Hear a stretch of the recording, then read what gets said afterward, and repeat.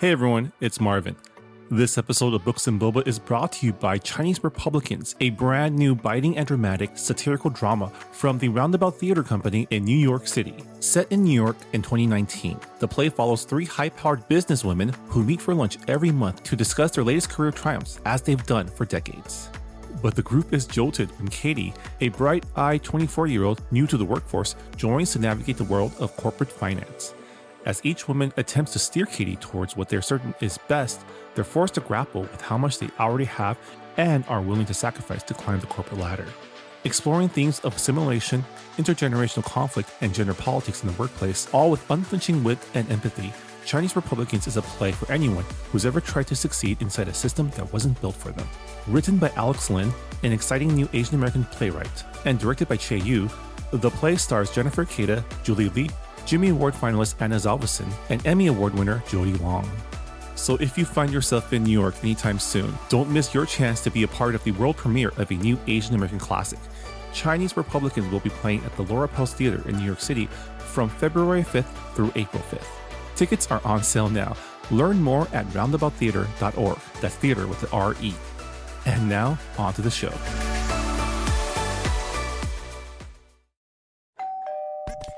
You're listening to Whoa! Potluck.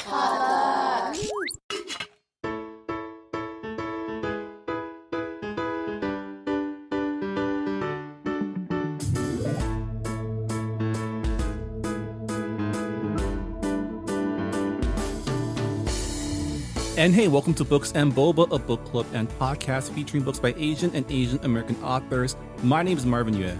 And I'm Rira Yu. And we are here to discuss our March 2026 book club pick, Butter, a novel of food and murder by Asako Yuzuki and translated by Polly Barton. As always, Books and Boba is supported in part by you, our listeners. So if you've been enjoying our podcast and want to become a bigger part of our book club, head on over to patreon.com/booksandboba, where as an official Patreon member, you gain access to our members-only Discord server, where you can chat with me, Rira, and our fellow book club members in real time about all sorts of topics, including our monthly book club picks. And if you join us at the Honey Boba level, you also gain access to our monthly bonus podcast, Boba Chats, as well as the opportunity to help us pick a quarterly book club pick. Definitely appreciate everyone who has joined us on Patreon so far and hope to see a lot more of you there in the future. But yeah, before we get into Butter, just a quick spoiler warning. During our book club discussions, we do discuss our book club pick in its entirety, including all character moments and plot twists. So if you have not finished Butter yet and don't want to be spoiled on some of the twisty things that happen in this book, this is your cue to hit pause on the podcast, finish the book, and come back and listen to our discussion afterwards. And some trigger warnings before our discussion: fat phobia, misogyny, and a brief mention of sexual assault on a minor. So if any of those are triggering to you, just approach the book with caution. All right, so let's get into it, and we'll start off with the book jacket as always. Gourmet cook Manako Kaji sits in the Tokyo detention house, convicted of the serial murders of lonely businessmen, whom she is said to have seduced with her delicious home cooking. The case has captured the nation's imagination, but Kaji refuses to speak with the press, entertaining no visitors. That is until journalist Rika Machida writes a letter asking for her recipe for beef stew, and Kaji can't resist writing back. Rika, the only woman in her news office, works late each night, rarely cooking more than ramen. As the visits unfold between her and the steely Kaji, they are closer to a masterclass in food than journalistic research. Rika hopes this gastronomic exchange will help her soften Kaji, but it seems that Rika might be the one changing. Do she and Kaji have more in common than she once thought? Inspired by the real case of a convicted con woman and serial killer, the Konkatsu Killer, Asako Yuzuki's Butter is a vivid, unsettling exploration of misogyny, obsession, romance, and the transgressive pleasures of food in Japan. So, Butter by Asako Yuzuki, it originally published in Japan in 2017, and it was translated by Polly Barton in the UK in 2024. So we are reading this book 2 years after it created a really big splash internationally. I remember seeing this book literally displayed everywhere. And I think when I was in London. Yeah, it was around 2024. That was where I saw a lot of the displays of this book. And it's really funny that it was so celebrated in the UK and also eventually the US. The US edition is also translated by Polly Barton. It's written in British format. So while you're reading, you'll be like, why is the quotations weird? Why is the spelling weird? It's because it's British. But it's funny that the book was received so well overseas, but in Japan, it kind of received polarizing views. Yeah, it won the Naoki Prize the year that it came out, but the Japanese public were a little bit torn. They were saying this book it's too harsh, it's too feminist, it's too blah blah blah. So I thought it was really funny because this book is kind of like a scathing reflection on what misogyny does to Japanese women, and the public's reaction to it is like, Yeah. it just proves that this book is very important. Yeah. I also find it interesting that it got so much buzz overseas because this is it's a very Japanese book. It's about very Japanese things. And I guess it just goes to show that like, it's easier to like be judgmental or critical of other cultures than your own. But at the same time, like a lot of the stuff that happens in this book resonated with me and as well as our book club members when you reflect on what's happening in our own countries, especially in the West, right? And I think it's so interesting. So when this book was pitched, or when you first pitched this book, it was like, it's a book about murder and food. And so but it says the subtitle for this book, I have a copy right here. It says a novel of food and murder. So Can you blame me? And also it was pitched to me by many people on like marketing as like a murder mystery. Right. And it's not that. So let's just get that out of the way. Yeah, this is not a thriller. It's not a murder mystery. It actually has more in common with one of our other recent book club picks, Kim Ji-yeon, born 1982, which was also itself a scathing commentary on misogyny and gender roles in Korea that also created a polarizing reaction, right? Yeah. But I would say this book was definitely a little bit more thrilling than Kim Ji-yeon. Kim Ji-yeon was very like matter of fact. This is how the patriarchy screws up women. And this book also explores how the patriarchy, how gender roles, how like culture, how society, how rigid traditional culture screws up both men and women, but especially the women, right? But with the added like kind of hook of a possible serial killer. Yeah, so the author Asako Yuzuki, in her interview with The Guardian, she mentioned that, she was inspired by the real life case of the Konkatsu killer. Which Konkatsu in Japanese means marriage hunting. So the marriage hunting killer. Marriage hunting killer. Yeah. And this case spanned from like 2007 to like the 2010s. Kanae Kijima is pretty much the real life version of Kaji. And she had 3 would-be husbands, and she poisoned all of them, and she defrauded like so many other men. And there are other like unidentified victims that is, police are saying it's probably her, but we don't have proof. But Asako Yuzuki said that she wasn't really following the case, and she didn't really know much about it. But what really captured her attention was the misogyny against Kanae Kijima. So she was just like, here's this woman who possibly allegedly murdered all these men and stole all their money. And people are more obsessed with the way she looks and how, she's not conventionally attractive by Japanese standards. And people are saying there's no way she could have seduced all these men. There's no way like these men fell for her charms. What charm? She looks like that. And she was just really fascinated by just how society reacted to this case. And that is why she started writing this book. And I can definitely see a lot of that in this book because it's not so much about the case. Like I originally thought from the premise of like, okay, this is about like a journalist interviewing a serial killer, that maybe the journalist is going to piece together the clues in this case and either find out that Kaji is not guilty or guilty, like something will be solved. And it's I was not thinking that. it would end up being either like a Hannibal situation where it's like the inmate corrupts the investigator, or like a Kaiser Soze type thing, right? Where she gets off, but it's actually like guilty, right? Which could still go either way. We'll get to how everything resolves, but I think what took a little getting used to while reading the book was just coming to terms with like the fact that the serial killer case is the setting, and the actual story is kind of more of this coming of age for our main character Rika. Yeah. Also, like before we get into like the meat of the story, I think it's hilarious that when this book came out and people were talking about it, the actual killer, Kanae Kijima, she heard about it and she fucking hates this book.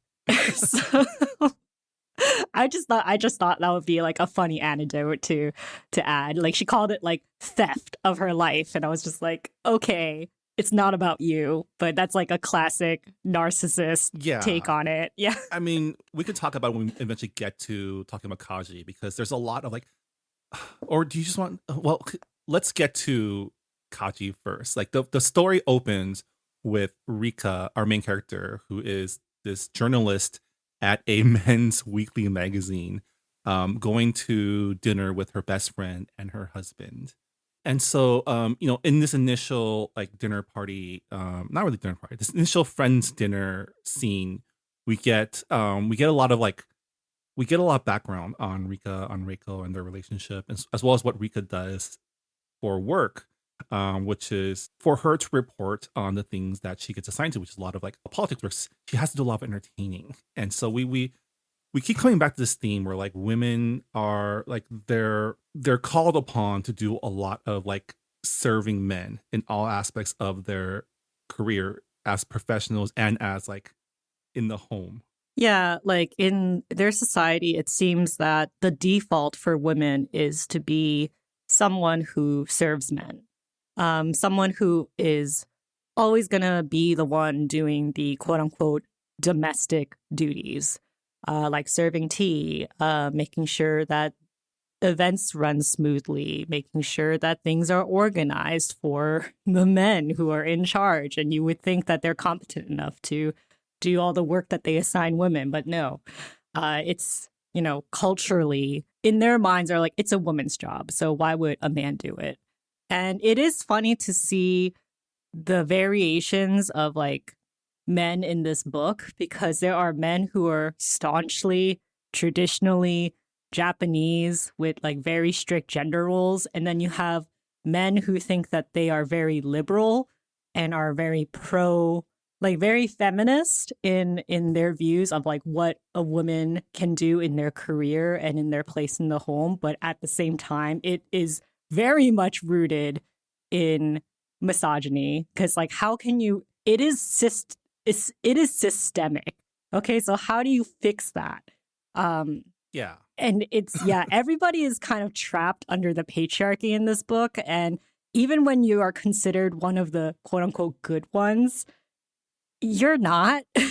Yeah, I think that I found that really interesting in how it's portrayed through Reiko, Rika's best friend, who had a great job but decided to leave in order to focus on getting pregnant, becoming a mother. And it's Rika has like this very relatable, like I don't know if everyone has had this experience, but I think a lot of us understand the feeling of like not being happy with our friend's choice of partner. I don't think it was that she was disappointed by Reiko's choice of partner. I think she was disappointed that like she was giving so much up for a guy. Because to her, like, obviously this also stems from a way of patriarchal thinking, even though, it is also feminist. Her being like we worked so hard to get like equal rights, or I mean, it's definitely not equal, but like we worked so hard so that women could have careers. This is progress, and you want to just give that up to be a homemaker. And that is a very like also misogynist way of looking at things, but that is what she thinks. She's like, my friend is super talented, super smart, and she's capable and ambitious, and I just cannot believe she's gonna settle for this homemaker life. And there's nothing wrong with being a homemaker, but this just doesn't fit her, right? And we find out that like Reiko, it's not so much that she really wants this domestic life, it's that she's kind of rebelling against what her parents' marriage was like. And she is like, she has put so much expectations on what marriage should be like that it is also ruining her marriage. Yeah. So that is something we'll get into a little bit later because we're talking about Rika, but yeah. For sure. Like, and also in Kaji, right? Because like it's everyone in this book is effed over by like traditional gender roles, right? Like, Reiko is kind of she's trapped because she is trying to fit herself into the traditional gender roles, and then, at least in my opinion, Kaji is kind of using traditional gender roles to do her grift, to do her cons, right? And they're both utilizing the same constraints that they are given, but like in different ways. Yeah, and something interesting about Rika's job is that because she has to follow up on sources, because she has to, play the boys club game, there are two ways to go up the ladder in her profession. One is to be extremely competent and just be one of the boys, right? And then the other way is to use your femininity to get ahead, aka sleep your way up the ladder, sleep with your sources. And of course, that is frowned upon. But this profession, this industry is so, like, they are so exclusionary. They do not want women at any editorial positions. They don't want them to have any power in what gets chosen to go out into the public. So Rika, she doesn't want to be in a position where she uses her femininity to her advantage. She actually goes the opposite way. She makes sure she doesn't wear makeup. She, is very tomboyish and, wears suits rather than, feminine outfits because she doesn't want to look, quote unquote, weak. Yeah. I mean, there's this tension throughout the book of her trying really hard to not seem like someone who would do that. But we also find it's really easy for people to assume that she is putting it out like that because of the success she's had in various ways, right? Especially with her relationship with Shinoi, her source, who I was really glad to see that it stayed platonic. Like, I was really worried it was gonna play into. This is when I still thought this was a serial killer thriller, where is he gonna play into is he gonna either die at the end, or is he gonna are they gonna hook up somehow? And I'm glad that the book didn't go that route. The ending is actually quite wholesome once we get to it, but definitely the reason there's this tension, the reason why she's so worried about how people might see her relationships with her sources, with how she does her job, is because it's so easy, and we see it happen several times throughout the book, that people do assume that that's how she gets ahead. Yeah, and she finds out later on that it doesn't matter what she does with her appearance. It doesn't matter what explanations that she has. If people are going to be jealous of women's success, they're going to come up with whatever theory that they want. And it's the same thing with Kaji. People are going to assume whatever they like about her crimes or supposed crimes, because they have their own, projections on her, on what a woman should be, on what counts as being attractive. And, I found it really interesting there, Rika and Kaji's first meeting, because Kaji straight up says, there's two things I can't tolerate: margarine and feminism. And I was like, oh, okay. I know exactly what type of person you are. Yeah, I mean, what is your read on Kaji? Is she a sociopath, or is she just like so like bought into her idea of she's essentially like a trad wife, not influencer, but like she is part of that lifestyle. She believes that like she is bought into the idea that a woman's place is to support men, and that is like the pinnacle of female achievement, and like feminism in the form of like women having careers, women having their own, ambitions is like the worst. It's just as bad as margarine, which is just like fake butter. It's funny because she talks about how she hates women who are, career focused, who, don't quote unquote take care of their men. And she, like when people are anti-women, they think about like how women are like the weaker sex and they're not like capable of leading. They're not capable of making their own choices. That's why the patriarchy and the government needs to make choices for them.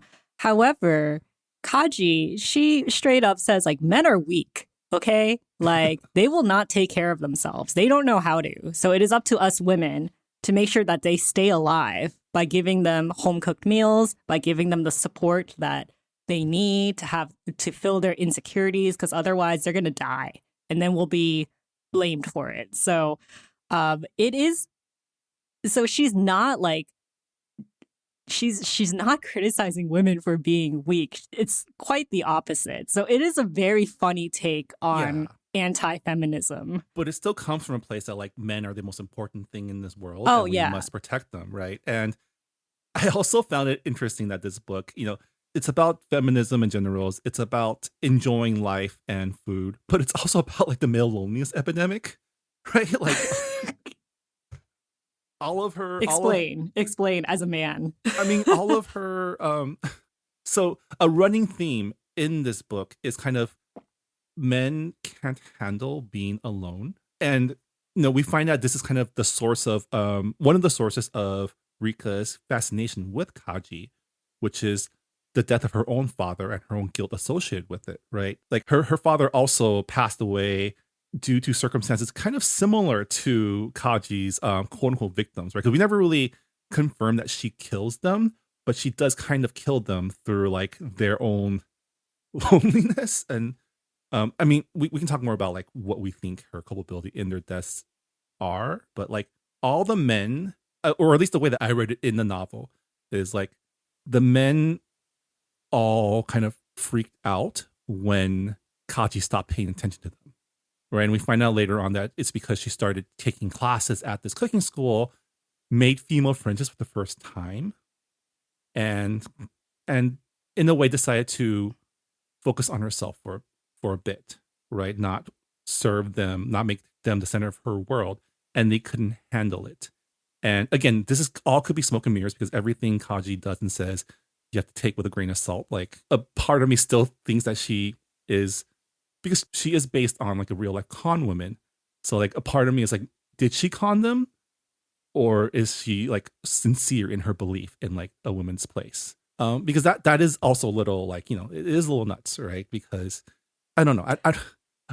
I think personally for me, I don't know that you can be wholeheartedly invested into like this traditional trad wife persona without a little bit of like, you're doing this for like a grift. Yeah, it's so she has a blog, and I just thought that was so funny to me because this is like before, I mean 2017, I guess, and like just considering how it may have taken years for Asako to finish this book, but like trad wives weren't really promoting themselves on Instagram at that point. So mommy blogs and like cooking blogs were like very much in vogue during this time.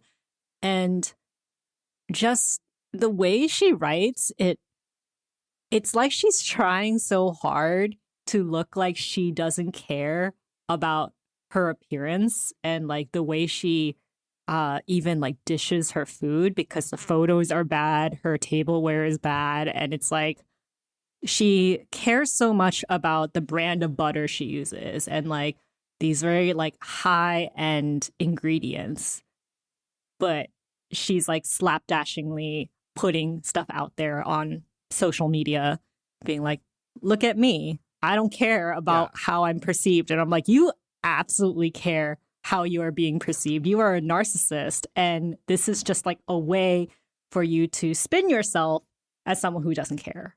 It's very like curated. Yeah, right. And that's why I think it's hard to take anything she says at face value, especially because like she has never met someone in this book that she did not want to manipulate. Right? Yeah, I mean that's just like a classic narcissistic take. Yeah. So so like Rika gets in touch with Kaji because she takes Reiko's advice on asking her about the recipe that she used for a beef stew. And that was like the last thing that her last victim ate before he passed away. So Kaji absolutely like, cannot resist because, she is literally starved for like culinary gastronomic experiences behind bars. So she's like, this person is my my eyes, my mouth in the real world. So she can't resist. It's like her one hobby, and she needs to have that outlet to experience it through someone else. Yeah, and Rika, like, she kind of approaches food in a way of like, I don't eat unless someone makes me eat, and I don't cook at all. Yeah. I think it's a really I think this part seemed like a commentary on just how like Japanese corporate culture makes everyone into drones, and like you kind of stop enjoying life because everything's wrapped around work and advancement, and her as a woman in a quote unquote man's world, she has to like be twice as robotic, right? Twice as efficient in order to succeed. And I think this is the part of the book that I enjoyed. I think it's polarizing from what I read on the Goodreads reviews. A lot of people thought like the food descriptions and descriptions of like the non-crime stuff was like a little gratuitous, a little like meandering. But I think Asako does a really great job capturing the feelings of like, why would someone enjoy eating something? What makes something like soaked in butter so good? And it also captures kind of like the secret of like fine dining, especially French fine dining. Is like this is a ton of butter in it. That's the reason why it tastes so good. Yeah, I mean, this book is definitely a commentary on how Japanese people view pleasure and view like bodies, not just women's bodies, but like men's bodies as well. And their depiction of what they think self-restraint should look like, what an ideal employee looks like, and they kind of put suffering as like a good thing. It's a good trait for you to be thin, to look overworked, to be too busy to not cook. Like these are all ideal traits for an employee.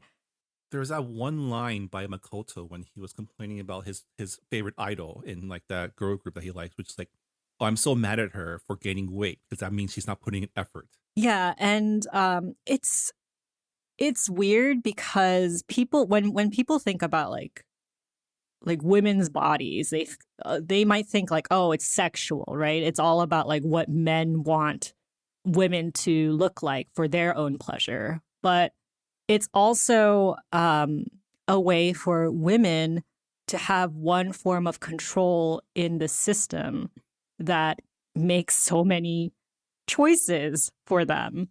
And it's like, well, this is the one thing that I can control, one way that I can easily be accepted by the mainstream. All I have to do is be thin and conform. And it's not that hard to like put on a little bit of weight, like 1 kilo, 2 kilos, and then have the whole world say you're a pig.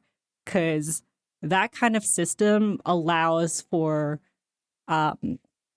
people to look at your body as not an individual, body, but as like a representation of the entire company or like your family or whatever community you're a part of. It's like, okay, well, you're representing everybody else. So the way that you're looking right now is not, it doesn't look great for us. And it's like, okay, that's a little weird, but It's extremely this is weird. with like a very American lens. Yeah.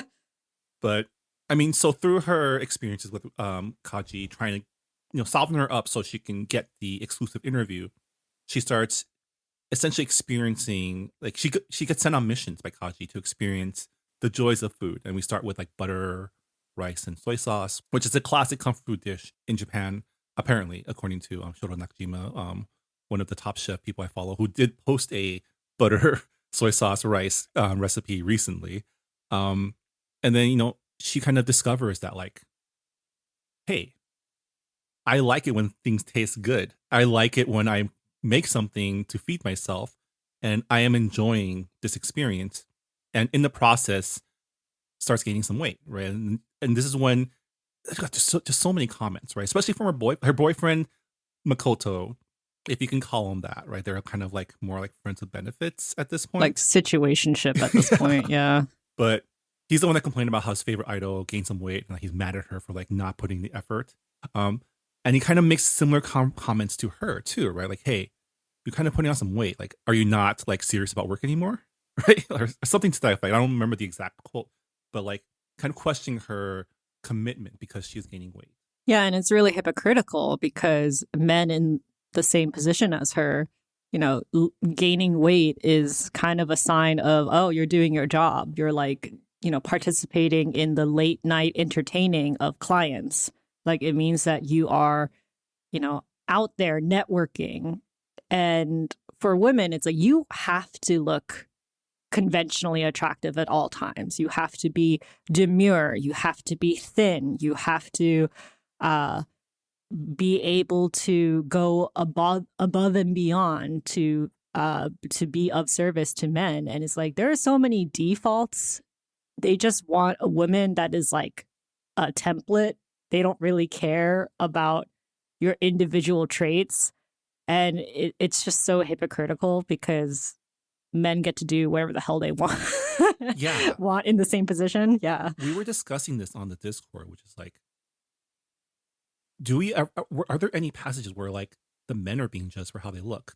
I think the only character who was like judged for how he looks is Yokota, who is like the fourth potential victim that kind of got saved when Kaji was quote unquote saved, because we don't know if Kaji was actually a murderer or not, but the kind of stay at home, he wasn't a hikikomori, or he was more like a, no, he had a job. He was had a job, actually right? like, Yeah. yeah.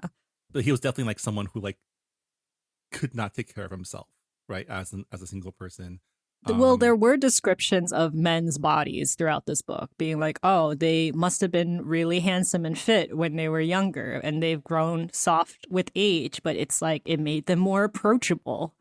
And I'm like, isn't that the same fucking thing with, Rika gaining weight? Like, isn't like people's metabolisms change, people's life situations change? Like, why is it that a little bit of weight being gained by a man is seen as approachable and successful, and for a woman it's not? So Yeah.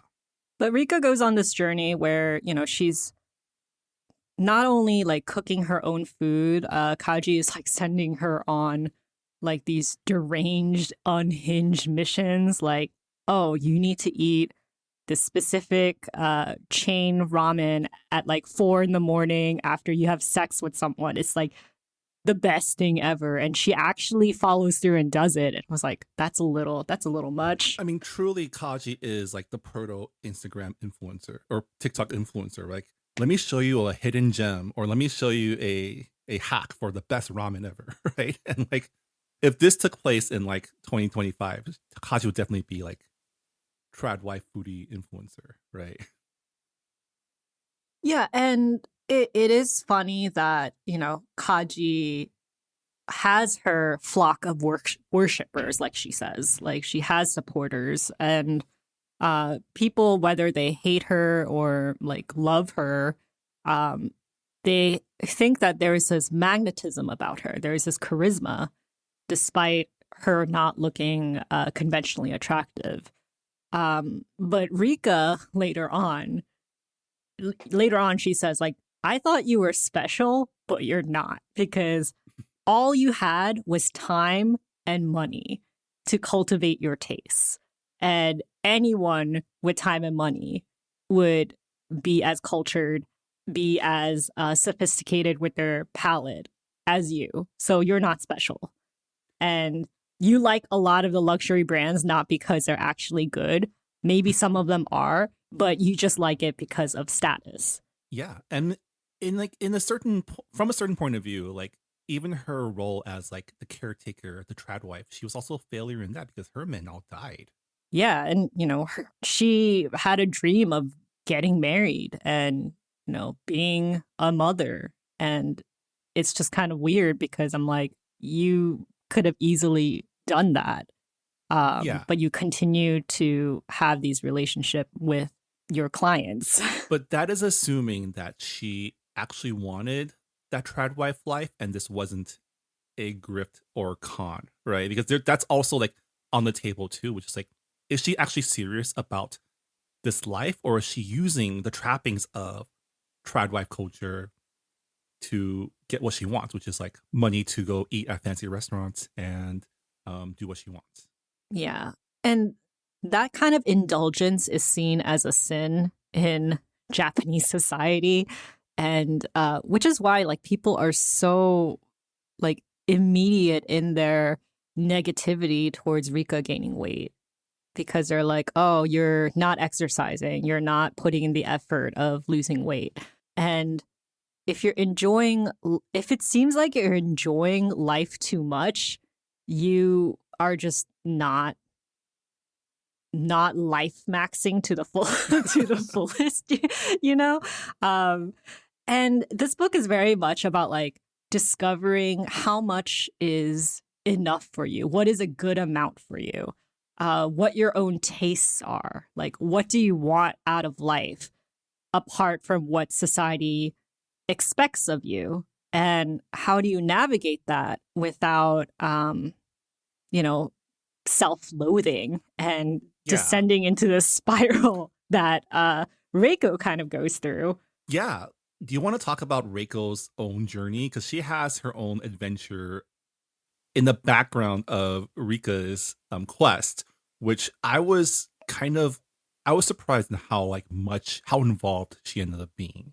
Right? Like, were you surprised that she was seeing Kaji behind Rika's back? Oh, no, absolutely not. No.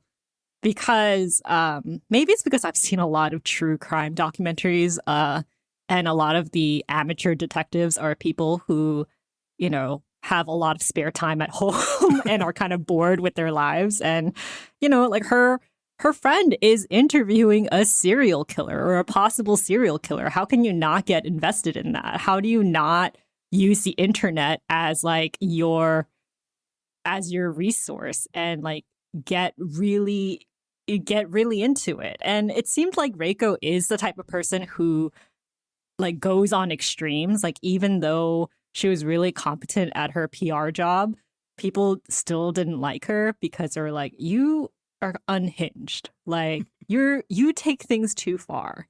And I was just like, yeah, she's gonna take that approach with this case. So I was not surprised that she went to go see Kaji.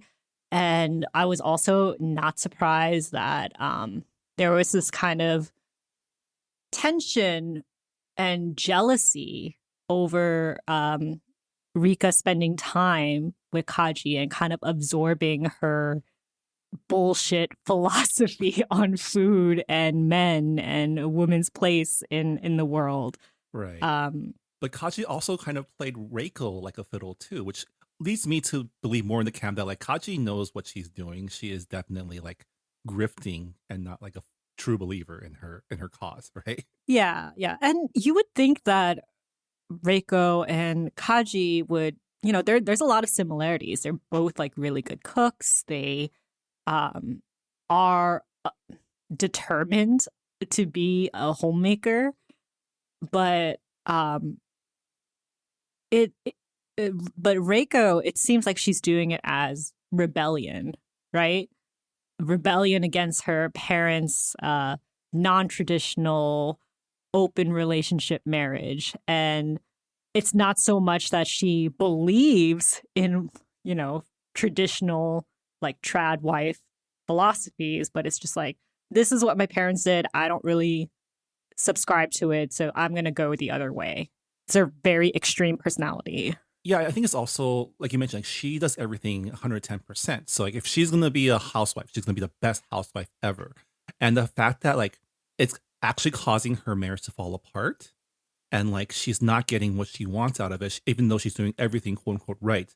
And seeing Kaji be so beloved by all these like men who like, even though like she's like not a good person, like also I think Reiko's worldviews are being challenged like at every turn here. And also combined with that, her jealousy with Kaji becoming friends with Rika's growing obsession with Kaji and her point of view.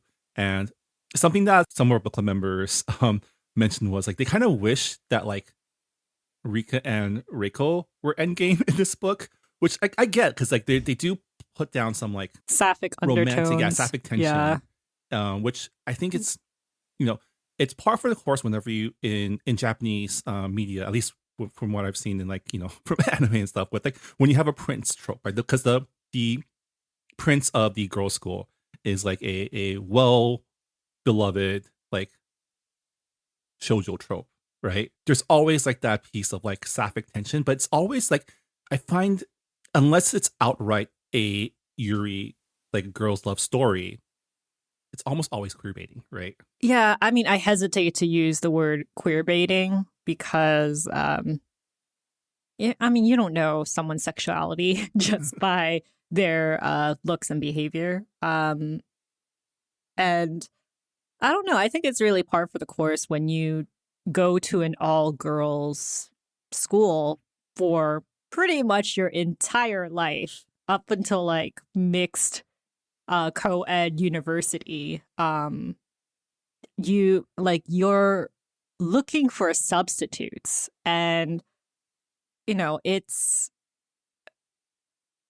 I like don't know. It's like sometimes there are characters who are like, oh, I really like women who can pass for men, like that is just what they are attracted to, versus other people who are just like, oh, like there's no men in this area, so I'm just gonna latch onto the closest thing possible. So I think those are two totally different things. So yeah, can't really say queer baiting, but yeah, it is beloved. And because Rika and Reiko, they kind of have similar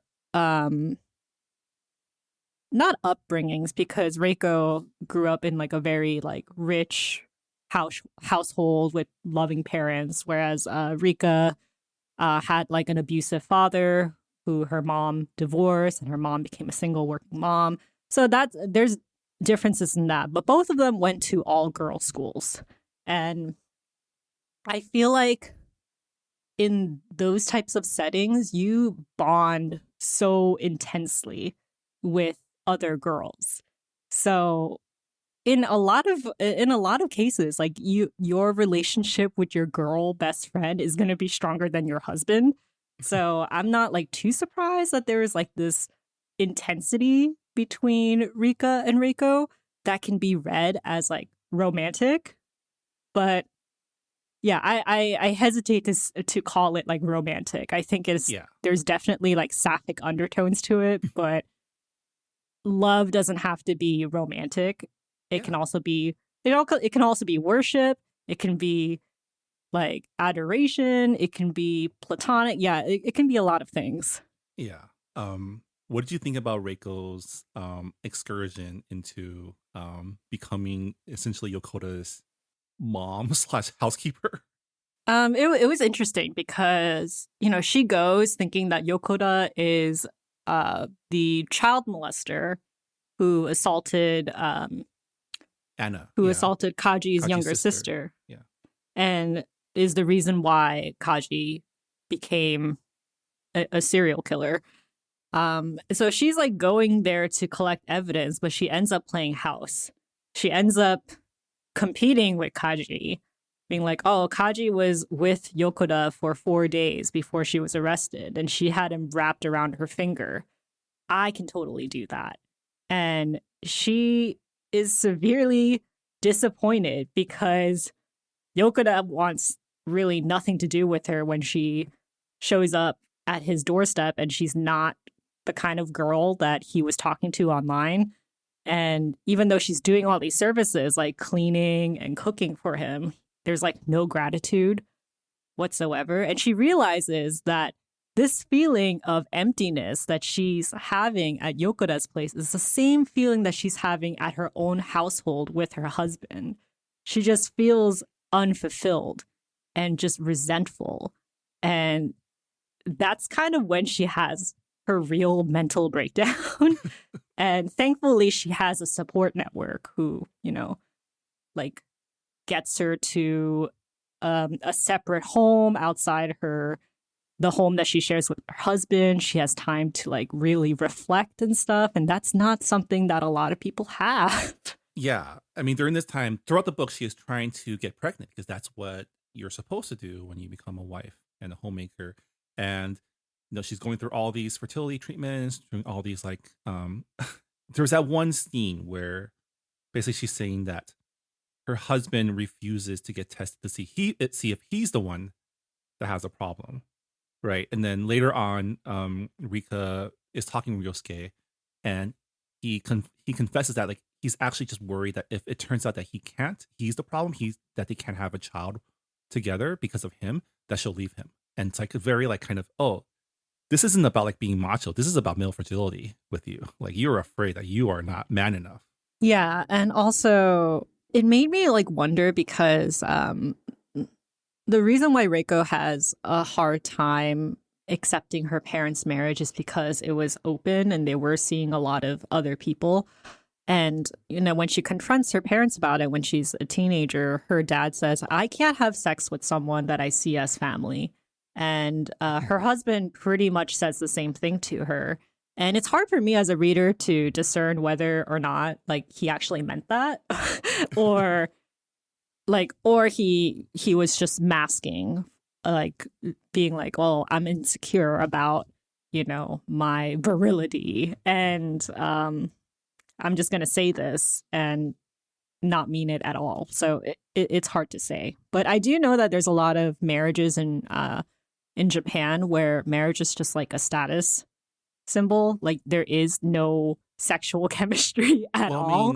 I mean, it's one of the reasons why there's a declining birth rate, right? It's just like people just aren't having kids for various reasons. Yeah, and people blame women for that, being like, oh, it's because of like their career. It's because of you know, like we are putting this pressure on women to have it all. And I'm like, okay, but you don't have the system to support people who want to have families. Like your economy is shit, and you're not giving women like the same pay as men. They're not getting the same leniency when they get pregnant. In fact, if they get pregnant, they get fired or they don't get hired. So it's like, is it really that people like don't want to have kids, or is it your policies that's preventing people from having kids? In this way, it's a parallel to the themes in Kim Ji-young, which is like, yeah, it's, you know, if you want women to be happy and have families and like enjoy life, you need to provide them with like the ability to. And because if you deprive them of that, if you tell them your role is this, then they're just not going to participate. Also, if men are going to be like, oh, I'm not going to do anything in the house, I need like 3 meals a day and it has to be made from scratch, blah, blah, blah. It's just like, who is gonna want to have the energy to take care of a child on top of that? You're already taking care of a child. So it's just like men have to do better in order for women to like want to actually procreate and be moms and homemakers.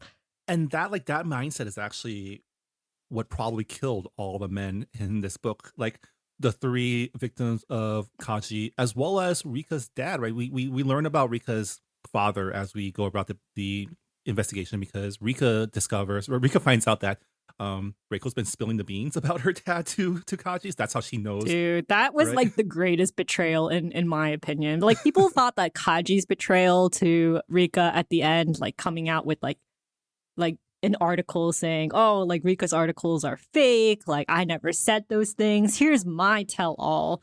And I'm going to be coming out with a book. Like people thought that that was like the greatest betrayal in this book. But I'm like, no, the greatest betrayal was Reiko spilling the beans about Rika's trauma to a manipulative, narcissistic serial killer. Yeah. One of our newest book club members, Blake, was asking us, like, did anyone see that betrayal coming? And like, I hadn't read the book to that point yet, so I didn't know what the betrayal meant. So I was thinking like, oh, is she gonna like manipulate her to like, or one of her friends to like die? Or I was still thinking this was going like Silence of the Lambs, kind of like more like serial killer thriller.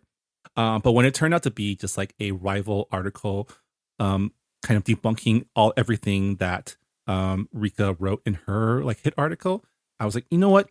This actually makes a lot of sense because there's no way a narcissist, manipulator, grifter like Kaji would ever allow something to like besmirch her reputation as like a strong trad wife woman. Yeah, and I mean besmirch. I feel like Rika's article has actually humanized her quite a bit because it goes into her childhood, it goes into her hometown, like what made her like this.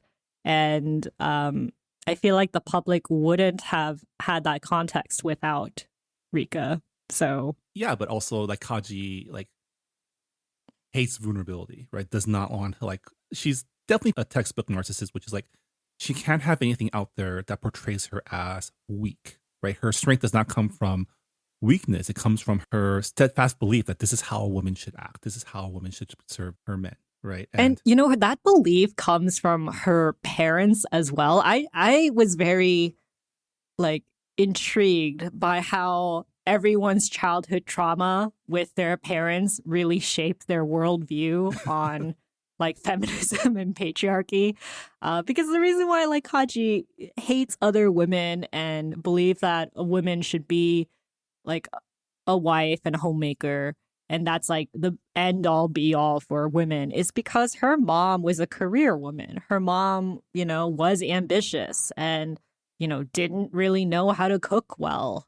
And, like Kaji saw that as selfish and saw that as, her not loving her father enough. And then like with Makoto, he grew up in a single mother household, the same as Rika. And, he feels like any type of meal that is made from scratch is like sacrifice. He's like, oh, they're not making this because they want to. They're making it to make me feel better or to, say that they're sorry, or like there's like some hidden meaning behind this meal.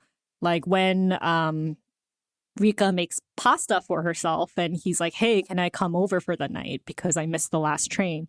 She's like, yeah, sure. And, she makes him a plate of pasta and he's like, it's okay, but you didn't have to do this for me. And she's like, I made this pasta for me. I just thought it would be a courteous thing to do, to feed my boyfriend. Like, why are you making this like a big statement? And it's because of his childhood trauma with his mom.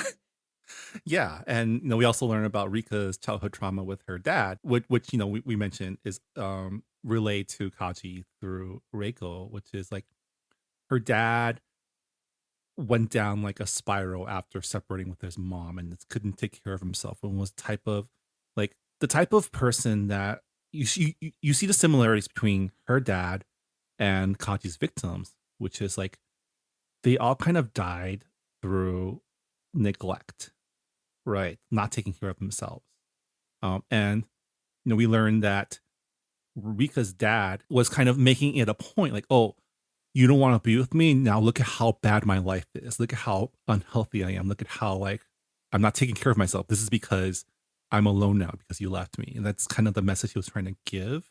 Or at least that was how it was being interpreted. And there's that scene where Rika recounts her mom being the target of a lot of the neighborhood gossip, which is like, oh, look at how she's letting her ex-husband wallow like that. How could she do that? Like, that's not what a wife should do. Yeah, and why is it that her mom is being blamed for a grown man's self-neglect? It's like, can't he, like, he can definitely cook, like, even if it's boiling water and ramen, like, he can survive.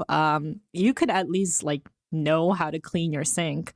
The reason why Rika, you know, like, she had promised her father, oh, I'm gonna make you It was like a gratin, well, right? yeah, gratin or something. And he's like, I learned this in a home economics class, because it turns out that Rika did love cooking when she was younger, that she was very adept at cooking. And you know, she tells her father this, and her father's like, oh, like, can you come over and make that for me on Friday? And she's like, yeah, sure. But once Friday comes around, she's thinking about all the labor that she has to do before cooking the food for her father. And it's just way too much for her. And she's like, I'm tired. I just had volleyball practice. I don't feel up to doing this. So she lies to her dad saying, hey, I have a test coming up. Like, I don't think I can come over. And instead of being a mature adult saying, okay, that's fine, he straight up says, do you think I'm stupid? Like, you're just like your mom. You're a liar. And I hate you, blah, blah, blah. Hangs up. He has a stroke. No one discovers his body for 3 days. And the person who discovers his body is his daughter. And she thinks that if she had been there to make the gratin and, you know, like, been a good daughter by providing for him, which I think is ridiculous, because why are you parentifying a child? He wouldn't have had, his body wouldn't be undiscovered. Like, she would have at least seen the signs of a stroke and gotten him hospitalized. Like, she has this guilt, this trauma on cooking, and men who are neglectful of their health until they die. And that's why she's fascinated with Kaji. And the fact that, like, Kaji is the reason why she starts venturing more into cooking is really fascinating to me, because it's so close to her trauma. Yeah, because like another major theme of this book is like, hey, life is meant to be enjoyed. You should like do what makes you happy. And you should, you know, you don't have to live by society's rules if it's like making you miserable. And, you know, through her, like, at first, Kaji seems to be the embodiment of this, right? Like, she does what she wants, she eats what she wants, like, she enjoys the act of like fine dining, she like enjoys eating and stuff. And later on, you realize through the investigation that like Kaji herself is trapped in her own set of rules, right? We find that like she can't function if there's nothing, if there's no recipe, if there's no list of things to do, right? She is incapable of improvising, right? And that's kind of like at the end of the book when Rika decides to like improvise to make something with the turkey's leftovers, which again, this is like our second book this year that involved the making of an American turkey dinner.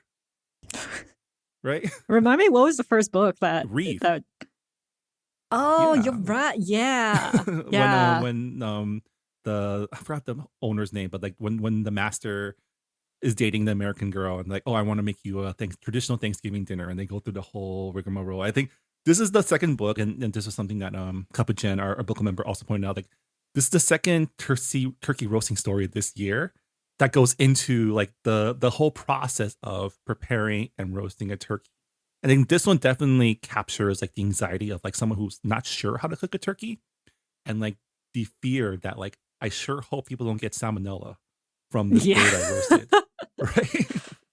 Yeah, and the reason why Rika gets this recipe, this turkey recipe, is because she goes undercover at the culinary school that Kaji went to. And this is the school where Kaji learned to cook French cuisine and, attempted to make female friends, which is, hilarious considering that she always talks about how she hates other women she hates feminism. She thinks that, she's better than other women and she doesn't care about other people's opinions. But she desperately wants to be one of the girls in this group who are, like affluent, stylish women with time and money to spare. And she's like, she desperately wants to belong with them. And it's just hilarious because she's just like, oh, like, what do you cook for your husband? Like, what do you do for your husband to like be in this like happy marriage? Blah, blah, blah, blah, blah. Oh, like, do you care about your husband's preferences for this? And like the women are so fed up. They're like, hey, I come to class to learn how to cook. And I don't really give a shit about what men think. So the fact that you're bringing this energy to class, not appreciated. Yeah, I think this is where the book kind of puts doubt on like whether or not Kaji is a sociopath serial killer, right? Because you find that like while she was at this cooking school is when she starts cooking for herself and kind of like spending time away from the men that she was romancing, that she was servicing. And in a way, that's what led to her men having their crash outs and eventually dying in mysterious accidents, right? Like one of them jumped in front of a train or fell into train tracks. One of them had a stroke, right? One of them had like a heart attack. I don't remember all the deaths. Yeah. I do remember one of them hanging themselves. Like there was one that was like, oh, that is a suicide. Like that. Yeah. If that is a murder, it was definitely staged as a suicide. Because the MO for like for all the deaths were like at some point she stops paying attention to them and they all kind of freak out about it, right? Yeah. And speaking of freak out, this is like at this cooking school, this is when Kaji has her own freak out because, it's a French cooking school. So they cook French cuisines. And the madame, the teacher of the school says, okay, well, like for fun, like tell me what you guys want to cook. Tell me what you guys want to eat and we'll make it. It doesn't matter if it's Vietnamese or, Korean, like it doesn't have to be French. And one of the ladies says, oh, I want to cook a turkey, like an American turkey for Thanksgiving. And Kaji freaking loses it because she's like, that's not French. And also, like, I practice cooking at home. Like, how can I practice cooking a turkey? Like, turkey serves 10 people. Like, I can't do that, like, at home. Like, I don't have the equipment, blah, blah, blah, blah, blah. And she freaks out. And then she destroys the kitchen and leaves the cooking school and then realizes that she can't go back because she caused such a scene. And she invites the women at her cooking school to like an apology turkey dinner. But the women are just like, we're not going. They tear up their invitations. Kaji never finds out because she gets arrested at Yokoda's place. And it was at Yokoda's place that she was cooking the turkey. And this is when Rika pieces everything together, being like, you do care about other people's opinions. And you're angry because you were never accepted by these women. And guess what? I'm going to be making a turkey for me. And I'm going to be inviting all the people that matter to me. And I'm going to have this dinner that you never fully realized and actualized yourself. So goodbye. It's such a good climax, right? Because it's her kind of overcoming, like surpassing this woman that she was unhealthily obsessed with and like kind of realizing that like I know how to find my own like happiness. Like I know what makes me happy, which is like being around the people that I care about, cooking for them, and like in a way succeeding where Kaji failed, right? Because she is actually like kind of keeping them like because like I mean unless something goes wrong, she's not killing any of her friends with her cooking, no. right? No, and I do love how food brings people together in Rika's life, and it enriches her life. It makes her question, her own tastes and figure out like what is a good amount for me. Like I'm finding out that I can't eat that much rich food because now I'm getting like indigestion and I have to go to the hospital. I'm discovering what pleasure in cuisine is like. But obviously I've overindulged. So what is the good amount for me? What is a good amount for me to be this committed to the case without going off to the deep end? What is good enough for me? Like, what am I willing to do in this career to get ahead without compromising my personal morals? Yeah. So this book is all about like autonomy and gaining, like figuring out what makes you happy and how to go about it in your own way that doesn't betray you. I also love that what makes her happy is being the clubhouse friend, right? The friends whose house is the place everyone hangs out at. Yeah. It's community. It's something that Kaji wished she had, but doesn't. And I do love how at the end Rika's like, I'm probably not gonna lose this weight. Like, it's okay. Like I enjoy eating, and I don't want to be malnourished. I don't want to be thin just to be taken seriously at work. My work will speak for itself. Yeah. And that is like really refreshing because of just how much toxicity there is around Japanese women's bodies. Yeah, I mean, she finds herself in a good place. Like, she starts to she starts to disentangle things that she thought she needed to do because of society, right? She breaks up with Makoto because she realized that this isn't a real relationship. Like, they're together because they feel like they should be, because like it's convenient, but it's not like there's nothing here. There's no foundation here for like a long lasting relationship.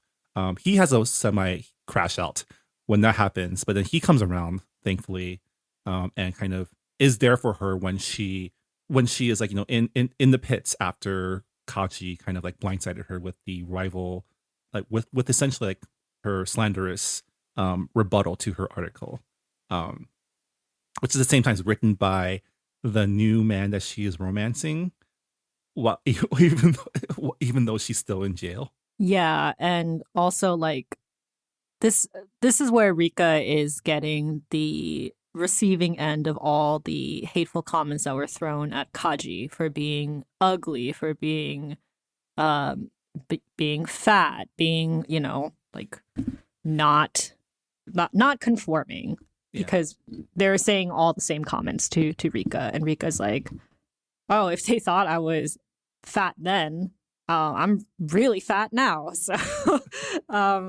like it can be like really depressing when you kind of get sucked in by these negative comments, and those are the loudest voices. Like, in reality, a lot of people really liked her articles, and it gave her an opportunity to show off her writing chops, and she's now going to be writing a book about all the women that Kaji fucking messed up. And like, she's like, I don't know if this is gonna make my career better or not, but it's what I want to do, and why not? I mean, it's not like I'm doing any serious writing at my job right now, so what is there to risk? So like I love how she chooses to not lose weight, to not conform, to go her own way. And it was good to see that her company was, essentially in the background still had her back, right? They put her on like administrative leave, right? Nothing like forward facing, but they didn't fire her for like the backlash. Okay, but that is like so Japanese though. It's so hard to get fired from a company. Like, I don't know if you've heard stories about Konami on how like people would not, get fired or like promoted. They will just like send them to, I don't know, like be a janitor.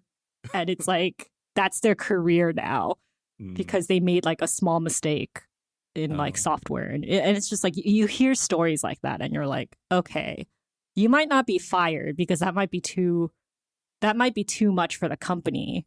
And they don't want to pay like severance or whatever. So they're just going to keep you in this miserable dead end job until you quit. And even then they'll be like, actually, you can't quit because we don't want you to leave and spill company secrets or whatever. So Yeah. it's very hard to get fired in Japan and to get to move jobs. There's actually agencies where you hire someone, a professional, to break up with your employer so you can move on to a different job. Ugh. Because a lot of these employers will go after their former employees and try to besmirch their reputation. It's intense.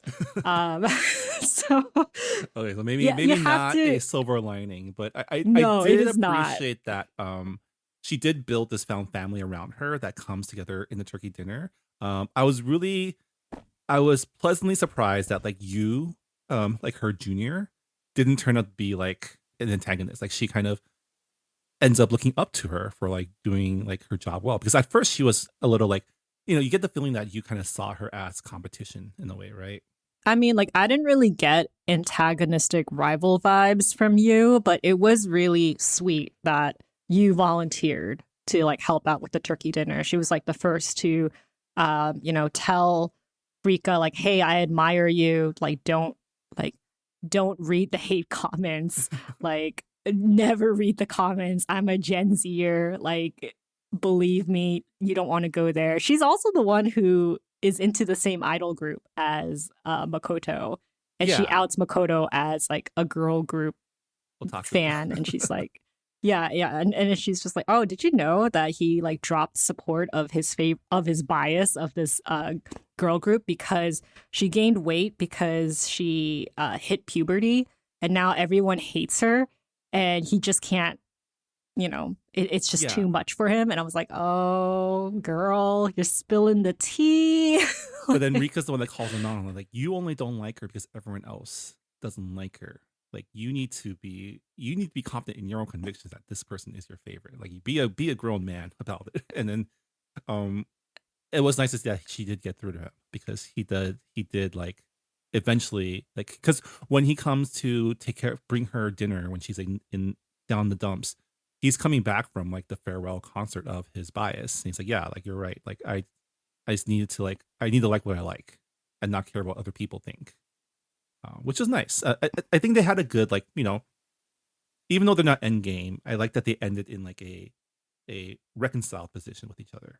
Yeah. I feel like they really took each other's words as Yeah. like, it's just like, okay, let me this isn't just like a breakup. Yeah, one of the few like male-female relationships that like had like a healthy end to it. I like, speaking of like healthy male-female relationships in this book, I really like Shinoi and Rika's relationship as mentor and mentee, and also just, I was really worried that he was going to turn out to be like this creepy superior who, like eventually takes advantage of There were the so bright-eyed ingenue. There were so many flags, right? Like when she goes to his house to like bake the cake, and he's like, I was so worried. Oh my God. And like her being like, "Oh, like my boob brushed up against his bicep, but I can't move away because otherwise he'll know that I noticed. And, we need to be like casual about it." And I'm like, "Girl, you're overthinking it." I'm glad that he was like very like platonic and cordial about it. He just wants to help her make this cake because she's doing it wrong. Yeah. And, him telling, like her telling him like, "Oh, I gained weight." Like that's the first thing she says to him when she, meets him for like her source, like meets him to like pick up sources They're like from him. clandestine meetup at like the corner diner. Yeah, and he's just like, "Oh, I don't." He's like, "I don't care about that kind of thing." And she's like, "Oh, that's weird because everyone else has been commenting on it and everyone else is saying that it's bad for my career." And he's just like, "Well, fuck those people. Like, Yeah. ignore them." And you find out why he has this mindset. It's because his daughter was bullied for being overweight. And she wasn't even that overweight. She was just going through puberty like that idol that Makoto stands. And that's the reason why he knows how to make a cake, because they used to make cakes together all the time. But then she stopped because she was being bullied for her weight. And it's like, I think the relationship's also like, it illustrates like, because we see a lot, the book is through Rika's point of view, and we see her overthinking, like, why is he so nice to me? Why is he providing me with these sources? What does he want out of it? Right? Because she is conditioned to think that help is conditional. Right? There is a reason why he's doing this that goes beyond like professional, mentorship. And I did like that she sort of asked him, like, hey, why are you doing this for me? Why are you sharing your sources? And he's pretty matter of fact, it's like, well, I can't use them because it's privileged information.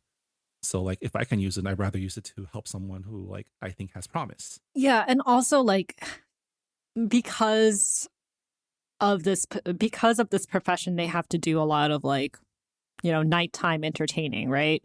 And there's a scene where Rika is at like a karaoke party with some of her like company colleagues. Some of them are from different departments, and there is a superior who gets a little too drunk and frisky with her, and she brushes him off, like a very like casual brush off, not even aggressive.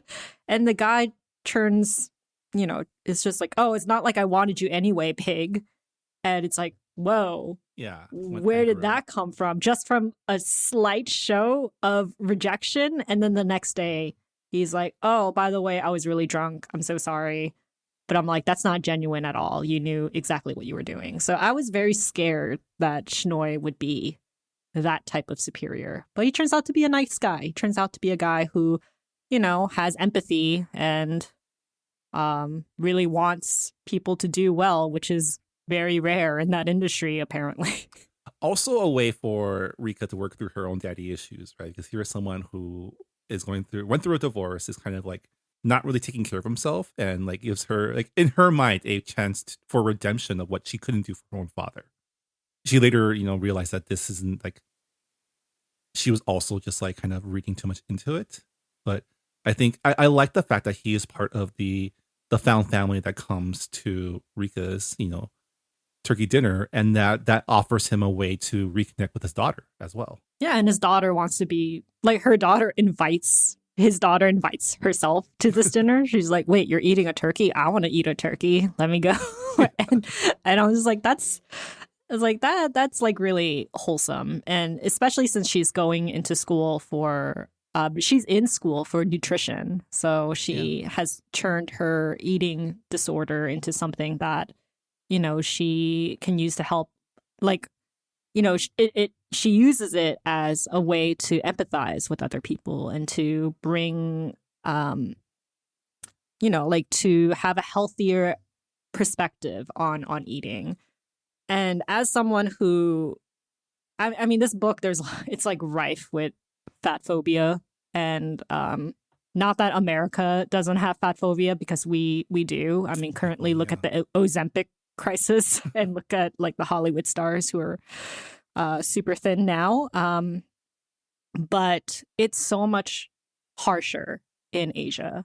And I think there's this belief that all Asians are slim because that's what they see in the mainland. But I don't think people understand that there are a lot of girls in East Asia who have eating disorders because of pressures from society.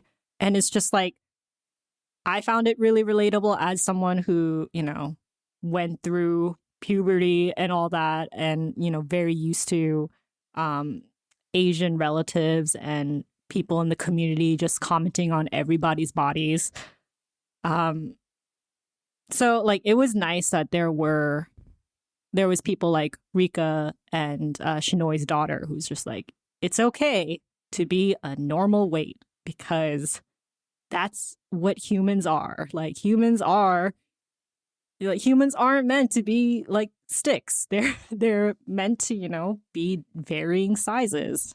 And that's like really refreshing. And like it made me reflect on like my relationship with food and my relationship with like my body as like as someone who is like, in their mid 30s. And, like I think about how like all throughout like my school years, I was like 15 to 20 pounds underweight, and I was like really praised for it. And I'm like, this is not in my control. Like I'm actually trying to gain weight because my doctors are actually very worried that I am like like I am underweight. But the beauty standard then was to be like very thin. It was like to be like size 0 or whatever. And I went through puberty late. So once puberty hit, all of a sudden I'm like an average size and no longer like super thin.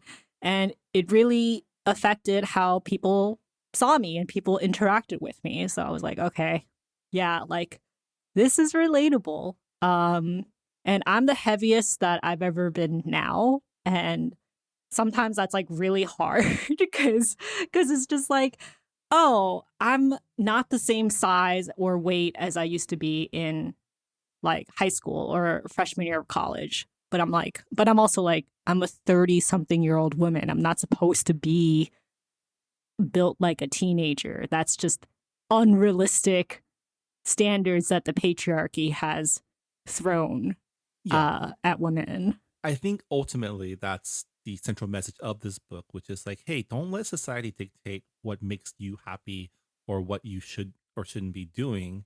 You know, like find your own happiness, find your own, like there's, you know, everyone's messed up in their own ways, probably because of their dads based on this book or their relationship with their parents. But you shouldn't let that like dictate how you live your life. Like kind of find what makes you happy. Like, you know, if it's eating stuff with butter, then eat stuff with butter. But like, you know, yeah, but don't eat too much to the point that you get sick. All right. Yeah. Like enjoy your life, but don't make yourself sick over it. Yeah. I did like where this book ended up, like with Rika kind of figuring out her own, like what makes her happy, what is enough for her. I like that. In the end, it wasn't really about Kaji in the first place. Like the result of her, like, we don't even like, you know, find out whether or not she wins her appeals case or not. Probably not, because a lot of evidence is surfacing against her. But at the same time, like I like that. I don't know if I liked it, but I didn't mind that we didn't have a clear conclusion on whether or not she was actually guilty of the crime she was accused of. Yeah, because the crime that she's being accused of, like the thing that people actually care about is, you know, why are you ugly and fat? Like that's the crime that people are caring most about. Being like, how dare you think that you're attractive enough or charming enough to seduce these men to their death? The just like the arrogance of it. So it's not so much about like, oh, did she kill these men or not? It's just like society's reaction to her as someone who is not conventionally attractive, or like what they believe femme fatales should look like. This is also like a funny anecdote, but the actual like konkatsu killer, Kane Kijima, she was also like really into cooking, and she did go to like a cooking school just like Kaji in this book. And Yuzuki, the author of Butter, went to the school to take classes for research for this book. So another layer to the meta-ness of this book. I just thought it was really funny. Yeah. And you know, she played the perfect foil to our main character Rika in her journey of like self-discovery and coming up, like adult coming of age, right? And like at the end, like I really enjoyed the book. I really like, as someone who like does enjoy eating out, going to restaurants, like I liked all the descriptions of like the food, and I really do think that Asako captures that feeling of like, yeah, what does it feel like to, you know, bite into a rich, decadent meal? But I can also see where, like, you know, her, you know, this book is very like, it's very descriptive. Yeah, after a while, it can be like very tiring to read food descriptions and be like, okay, she's enjoying her food. I get it. But that feeling of feeling too full from her eating all this rich, buttery food, that's intentional. So you're supposed to get fatigued by it. So I thought I didn't mind it at all. Yeah. With the long food descriptions. Yeah, and I guess with that, you know, we've come to the end of our discussion of Butter. Is there anything we missed? I feel like we talked a lot, but was there? keep thinking. I'm sure there's a lot of things that we've missed. This is a very thick book. This book was like close to 450 pages, I think. Yeah, like exactly 450 pages. And it's so funny that we mentioned Kim Ji-young Board 1982 at the beginning of this podcast, because that book came out in 2016, so a year before Butter came out. And that book is very short. It's a tight book, yeah. I mean, it's a tight book, so different deliveries on the same message. Yeah, which is, F the patriarchy. Just do what you want. Don't let what Confucius wrote like thousands of years ago dictate how you live your life, how you see the men and women of your life. Because in the end, the patriarchy screws us all. Internalized misogyny is probably worse than just misogyny. Yeah. All right. Well, if you have any thoughts on Butter by Asako Yuzuki or on our discussion of the book, please let us know either on our Goodreads forums or if you are a patron supporter on our Discord. We'd love to hear your feedback on our discussions whenever possible. But yeah, with that, that'll do it for this episode of Books and Boba. We don't actually know what our next book club pick is going to be because this episode is coming out on March 30th. And I really should have thought of this beforehand, but we have not actually chosen our April book club pick yet. So keep because it's your choices, audience, your patron choices. Yeah. So if you're listening to this the day it comes out on the 30th, you still have one day to vote on what we will be reading for next month. But if you're not on Patreon, just keep a lookout on our social media or on our website. We will be announcing a book club pick on April 1st. It will not be an April Fool's joke because we're taking this. We take our book club very seriously. But you will know by April 1st what our next book club pick is. But yeah, with that, thank you so much for joining us, and we'll see you all next time. Bye, everybody. Bye. Thanks for listening to Books and Boba. This podcast was hosted by Marvin Yue and Rira Yu and edited and produced by Marvin Yue. Follow the book club on Twitter and Instagram by going to @BooksandBoba and engage with us on Goodreads on our Goodreads group.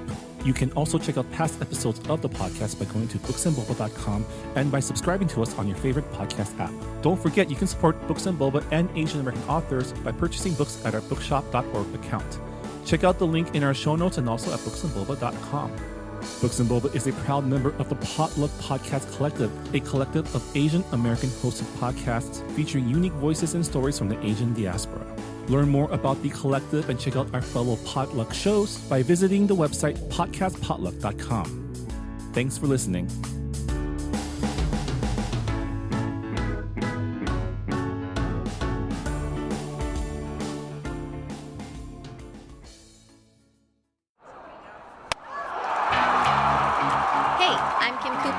Co-host the podcast Asians in Baseball alongside Naomi Ko and Scott Okamoto.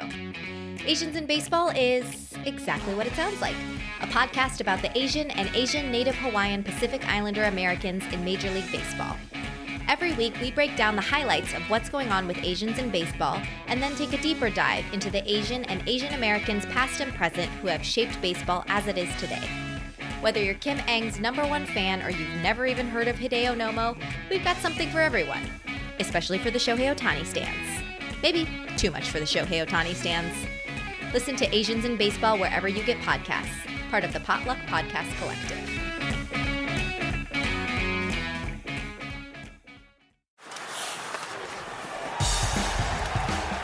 Hey sports fans, welcome to Asians in Hockey. You may not realize it, but there's a rich history of Asians and AAPI folks who have contributed to the legacy of the greatest game on ice. From classic legends like Julie Chu and Robin Bawa, to current greats like Leah Lum and Nick Suzuki, and even rising stars like Akane Shiga and Jason Robertson. We'll cover their stories, celebrate their accomplishments, and learn about their impact on the sport of hockey.